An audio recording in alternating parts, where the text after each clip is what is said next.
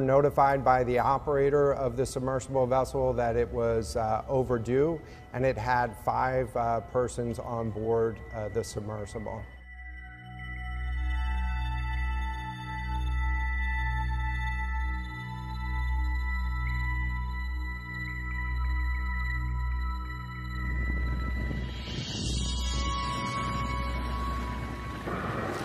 It's got one button, and that's it. Yeah, so we run the sub with this game controller. It's made by Logitech, but it's basically a Sony PlayStation style controller. If you want to go forward, you press forward. If you want to go back, you press back.